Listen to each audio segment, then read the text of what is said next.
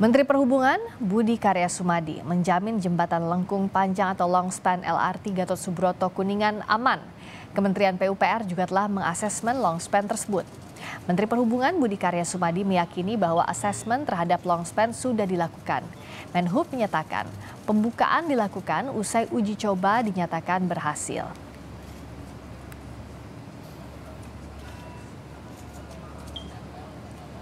Seluruh dunia kalau ada tikungan mesti plak, ya. Oh, jaminan, insya Allah. Ya, jadi itu Kementerian PU juga sudah mengasesmen itu, ya. Kementerian PU sudah kekuatan itu sendiri. Hah? Hah? Tanggal kami tadi minta saran Pak Presiden. Pak Presiden sangat bijak. Pokoknya kalian melakukan uji coba. Pada saat uji coba berhasil, kita buka. Longspan atau jembatan lengkung bentang panjang LRT Jabodebek terletak di persimpangan Jalan Gatot Subroto dan Jalan HR Rasuna Said, Jakarta Selatan. Jembatan membentang dari sisi barat daya di Jalan Gatot Subroto ke sisi utara di Jalan Rasuna Said di atas jalan layang tol dalam kota. Dari data teknis, jembatan lengkung bentang panjang LRT Jabodebek memiliki panjang 148 meter dan radius lengkung 115 meter. Adapun berat beton hampir mencapai 10.000 ton dengan tipe box grider beton.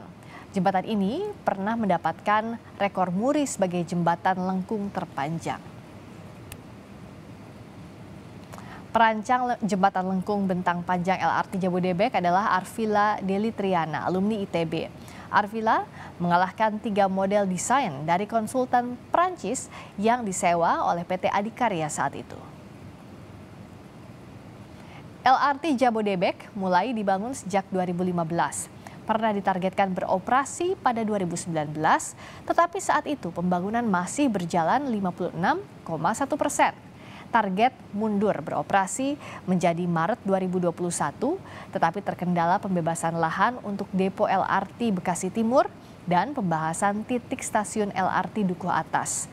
Target beroperasi kembali mundur menjadi Agustus 2022 karena pembebasan lahan depo LRT Bekasi Timur belum selesai. Berikut saudara gambaran utuh rute jalur lintas rel terpadu atau LRT lintas Jakarta akan bermula di stasiun Dukuh Atas dan berakhir di stasiun Cawang.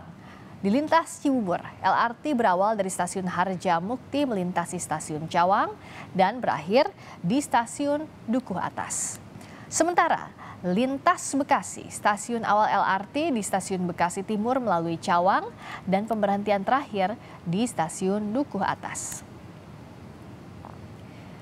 LRT direncanakan dibangun dengan anggaran 29,9 triliun rupiah, tetapi karena keterlambatan proses pembangunan menyebabkan anggaran membengkak menjadi 32,5 triliun rupiah.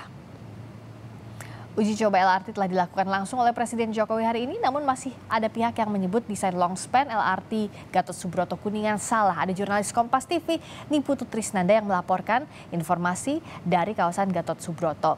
Sejauh ini Putu, uji coba berjalan lancar. Apa saja yang sebenarnya salah dinilai dari desain longspan LRT khususnya di Gatsu Kuningan dan bagaimana rencana evaluasinya?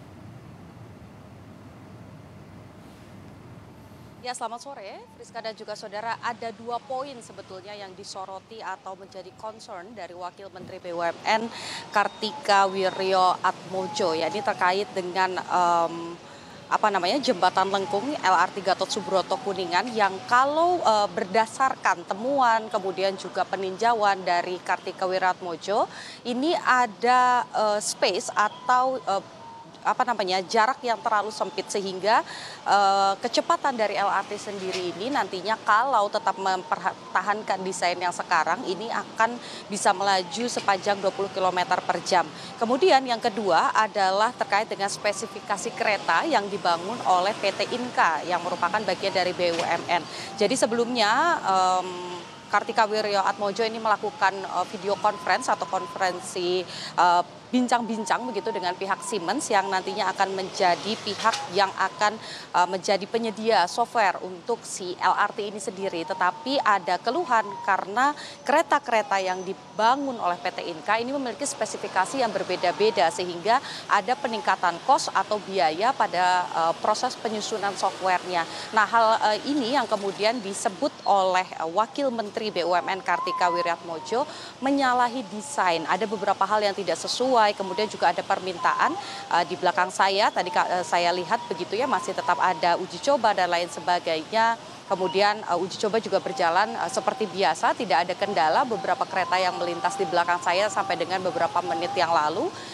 Tetapi kalau berdasarkan pernyataan dari Wakil Menteri BUMN, seharusnya ada tiang-tiang tambahan untuk menjaga keamanan dari LRT ini sendiri saat beroperasi. Nah, pernyataan yang disampaikan oleh Wakil Menteri BUMN ini sudah ditanggapi oleh sejumlah pihak tentu saja karena ini menimbulkan polemik. Wakil Menteri, maksud kami Menteri Perhubungan Budi Karya Sumadi menyebut bahwa tidak ada yang salah dengan desain yang diberikan oleh mahasiswa ITB yang sudah berhasil mengalahkan setidaknya 3 desain dari beberapa desain yang bahkan datang dari luar negeri. Kemudian juga disampaikan bahwa sampai dengan hari ini dari hasil uji coba disampaikan hasilnya sebetulnya ini masih aman dan juga layak untuk kemudian digunakan. Tetapi memang karena belum diresmikan sehingga uji coba ini akan terus dilakukan. Dari BUMN sendiri juga sudah memberi tanggapan, yakni staf sus dari BUMN Arya Sinulinga ini ikut berkomentar terkait dengan penambahan tiang-tiang yang sebelumnya disarankan atau disuarakan oleh wakil menterinya sendiri, yakni Kartika Wiratmodjo, bahwa jika mengikuti desain yang sekarang ini sudah berdiri dan juga sudah mulai uji coba dan lain sebagainya, ini merupakan desain yang paling efisien secara struktur dan juga secara biaya. Karena kalau ada penambahan tiang lagi, artinya nanti akan ada penambahan biaya dan juga ada ruang yang harus digunakan, padahal area ini termasuk area yang juga cukup padat. Highlightnya atau garis besarnya sebetulnya ada pernyataan dari Joko Widodo bagaimana permintaannya adalah masyarakat ini harus berbangga karena memiliki LRT pertama di Indonesia, tetapi juga ini harus terus diperbaiki jika memang ada catatan karena keamanan penumpang adalah yang utama. Friska. Baik, terima kasih Niputu Trisnanda melaporkan soal uji coba LRT hari ini.